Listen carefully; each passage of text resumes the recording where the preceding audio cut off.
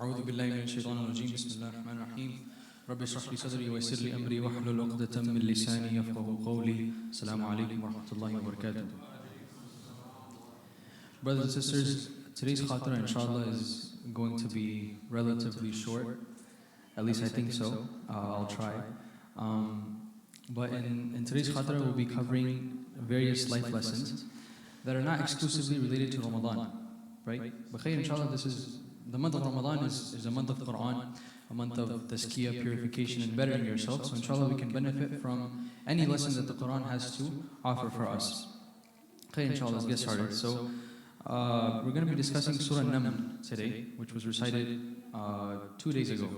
The recitation started 2 days ago in Taraweeh, where Allah subhanahu wa ta'ala opens this surah with the story of Fir'aun and Musa first. Right? And he talks about the staff and whatnot. And then he, after the first few verses, covered a short part of the story. He moves on to the story of Sulayman alayhi salam. Allah subhanahu wa ta'ala says, وَلَقَدْ آتَيْنَا دَاوُدَ وَسُلَيْمَانَ عِلْمًا. Indeed, we granted knowledge to David and Solomon, which is Dawood and Sulayman. And so their story starts within the Quran. Right? And the very next ayah, Allah subhanahu wa ta'ala says that, and Dawood was succeeded by Sulayman. And Sulayman said, وَقَالَ يَا أَيُّهَا النَّاسُ عَلِّمْنَا مَنْطِقَ الطَّيْرِ. Sulayman alayhi salam said, O people, we have been taught the language of birds. So this was one of the, I guess, powers that was given to Sulayman alayhi salam from Allah subhanahu wa ta'ala, that he could talk to the creatures, right? He could talk to the birds. And one of the interactions that Sulayman alayhi salam actually has with the birds is going to be the main topic of the khatra today, and how it ties into leadership. So after, Sulayman alayhi salam is quoted and he says that, I've been given the power to talk to birds. There are a few verses that come after that. And then Sulayman alayhi salam, there's a story that starts, right? So Allah subhanahu wa ta'ala is saying, one day he inspected the birds and he wondered, why is it that I cannot see the hoopoe?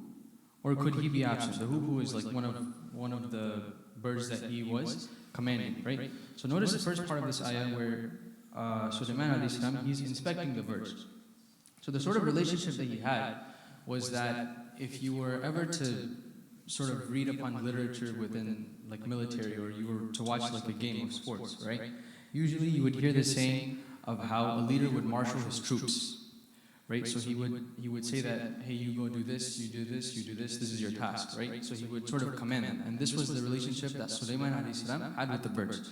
So he would say that, he would assign tasks and he would say that, hey, you go do this, whatever, right? And then they would report back to him with whatever task that they did.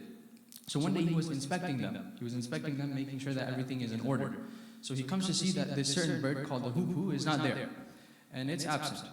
And basically, the scholars say that the task of this certain bird was that it would go out into dry, open land. So, not specifically a desert, but just imagine open land where it's dry and there's no sign of water for like miles, right? It's just dry and it's vast. So, the task of this bird was basically to just go upon this land. And it had the power where if it saw the surface of the land, it could tell how deep the water was beneath it. Right, so it would look at the land and it would examine it and it would come back to Sulayman alayhi salam and basically say that, look, these are your prime spots in the land, you should go to them, and you wouldn't have to do much digging, right, if you dug up this spot, because the water is pretty high up, right, compared to other places in the land. So this was the task of this bird, right? So one day he was inspecting all of the birds, and this hoopoe was not there. Now the very next ayah, Sulayman alayhi salam said, لَوْعَذِّبَنَّهُ عَذَابًا شَدِيدًا أَوْ لَعَذْبَحَنَّهُ أَوْ لَيَأْتِيَنِّي بِسُلْطَانٍ مُبِينٍ. Right, so he says basically, I will surely subject him to a severe punishment, or even slaughter him, because of his absence, of the bird's absence. Now, here's where the leadership part comes into perspective, right? So I want you to imagine that, the men and the women here, they're either leaders of their households, they're leaders in their workplace, right, or even amongst their friends, right? They're made responsible to do certain things, right? So as a leader, what you do is the people that you're responsible for, you hold them accountable. You hold them accountable. So if someone comes up with the responsibility and they come up short with it, right? So in this case, the bird is not there, it's absent, right? So what do you do in that case, right? Usually, some leaders will say that we're going to punish this person because he fell short, he or she fell short in their responsibility. Some leaders say that I'm just gonna, dismiss this, right? It's fine. So they have sort of like a laid-back attitude. But the leadership of Sulayman alayhi salam in this scenario is that if he were to dismiss this bird of its shortcoming, right?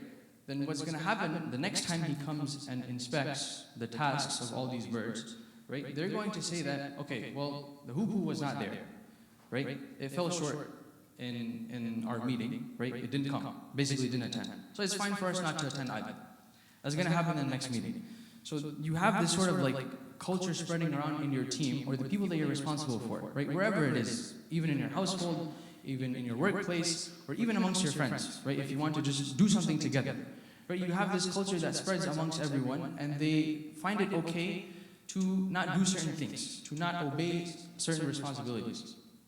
Right? So Sulayman alayhi salam, in this case, he says that I will surely subject him to a severe punishment, or even slaughter him. Because keep in mind that he is in the company of all the other birds. Right? So if he dismisses this action, then all the other birds are going to say, it's fine for me to do the same thing from the next time. Right? And Sulayman alayhi salam, he's not going to care.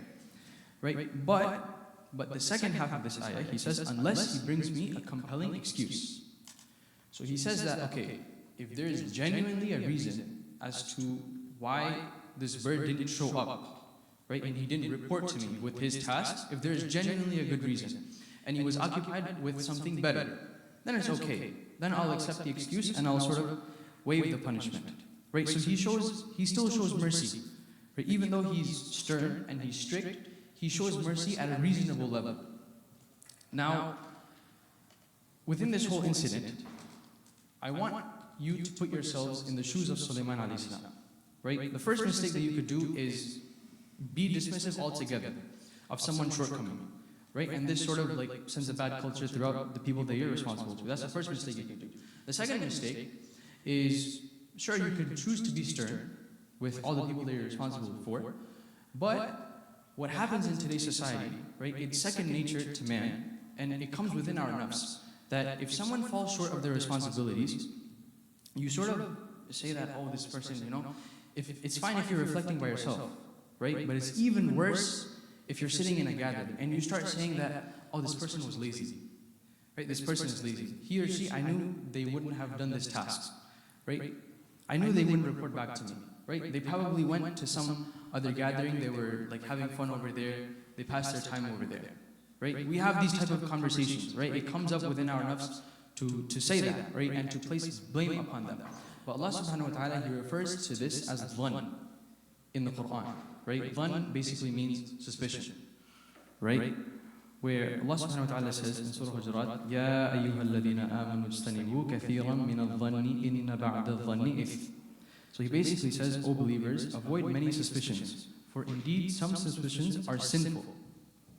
Right? Now let's say, magically, whatever dhann you're doing, right, the suspicion, it becomes true. Right? Or it is true that this person genuinely is, lazy, and they were at another gathering and they did not want to fulfill their responsibility. Still, you're doing ghibah. You're saying something that this person does not like. If it's not true, then you're doing dhulm upon them. It's ghibah plus dhulm.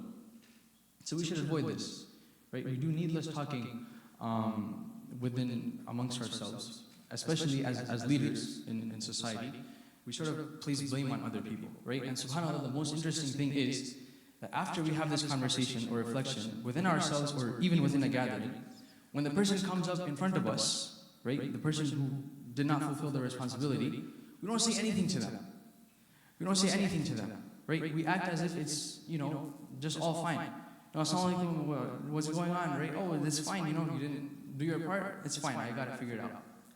No problem. Now, why do we not say anything to them? Because we know that, this conversation that we're having behind their back is wrong. Right? This reflection that we're having to ourselves, these thoughts are wrong. The fact that we're placing blame on other people without no reason, without no proof. right? If you were genuinely concerned about why this person did not fulfill their responsibility, then you would go and confront them like face to face, right? And you would ask for a reason, right? And if they admitted to the fact that yes, I faltered, I came short in my responsibility, then you just hold them accountable or you advise them, right? As the Prophet ﷺ said, to advise in private. Or you hold them accountable in front of people, if you're genuinely like leading a team or whatever, right? But we fail to do this, right? Behind their back, we will place blame on them, but in front of them, we won't even hold them accountable, right? So we should avoid this, inshallah. The Prophet ﷺ said, do not indulge in excessive talking, except when you're talking about Allah, right? And in conversations where you're talking about someone else coming short of their responsibility, right? It's almost never, the conversation is almost never about Allah subhanahu wa ta'ala, right? And still we excessively talk. We discuss upon this person and how they, are indulged in something else and they did not fulfill their responsibilities and endless. I sound like a broken record right now, but this is a reality that we face in our lives, right? We oftentimes tend to gossip, right, behind people's back. But at least, think about within your fitrah, within your soul, this is not right, right? Because you're not saying it in front of the person when he's there in front of you. So why should you say it behind him, right? So basically, to sum up the two life lessons that we get from the short amount of verses that I covered in Surah An-Naml, is that one, when you're a leader and when you're responsible for people, make sure that you hold people accountable to a reasonable level, right? So your team or whoever it is that you're responsible for, there is not a culture that goes around in them to say that it's okay to be complacent, right? It's okay to fall short on my responsibilities because the person that's in charge for me, he doesn't care, right? He or she doesn't care.